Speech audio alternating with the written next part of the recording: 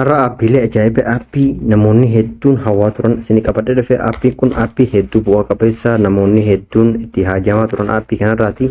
Wantoota garaagaraa isin bade amma dura yeroo hedduu hawwatanii fi akkasumas suuraalee viidiyoolee fi dookumentiilee garaagaraa sagalee dileetii ta'ellee isiniif deebisa jechaadha. Aappiin kun aappii hedduu bu'aa qabeessa jedhee yaada.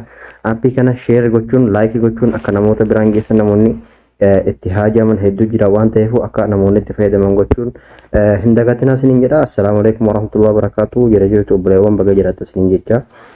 An adamtuu beedha warroonni gara chaanaala kiyyaa dhuftan anaa dhufu isiniin jedha. Warroonni immoo nama duras like share subscribe goone like share subscribe gochuudhaan na jajjabeessa na faana cinaa dhaabadhaa. Garaa jabaachuu fi walitti hammachuun bu'aan qabu akkasumas baasiitiin gootanii nama subscribe fi like gochuudha. Like gochuun hedduu nama gargaara akka namoota bira ga'u godha waan ta'eef like godhaa viidiyoo kana akka namoonni itti fayyadaman godha isin jedha. Aappiin kun Play Store keessaa argattanii Play Store keessaa akkuma argaa jirtan kana warroonni buufachuu hin dandeenye linkii telegiraama kiyyaa isiniif maxxansaa telegiraama kiyya jalatti kallattumaan irra cuqaaftanii buufachuu dandeessanii jechaadha.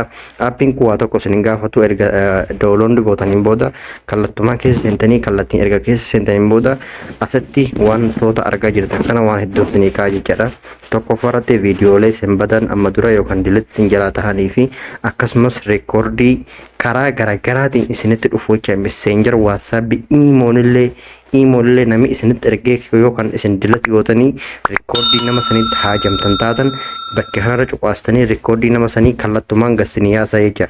Erga irra cuqaastaniin booda bakka kun fireemii dhumarra cuqaastanii ergasii akkana hodduuba isin deebisaa bakka wanni keessa singaa jammaa filees keessa sinnaqa maal gootaniif hodduuba deebitanii iskiip keettaa cuqaastanii jecha. Iskiip keettaa erga cuqaastaniin booda sagalee isin jalaa dileet ta'e guutuutti kun akkuma argaa jirtan kana deebisee fidaa jira. Reefu parsantii tokko garuu sagalee 35 fidee jira jecha.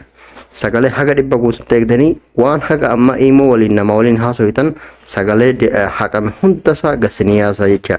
Ani wanti na hajeeneef stop godhee hodduuba irraa deebi'aa jechaadha.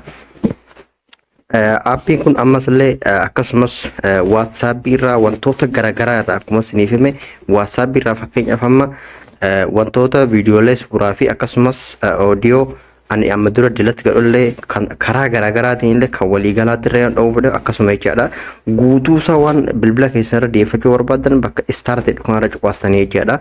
Bakka kanarra cuqaastan asirra cuqaastaniiti guutuutti ammas confirm kanarra cuqaastanii jecha. Erga confirm kanarra cuqaastaniin booda kagadii kanarra tuqxaniiti allow irra gootanii allow erga gootaniin booda hodduuba irraa deebitanii karaa kanatti isinii fide jecha.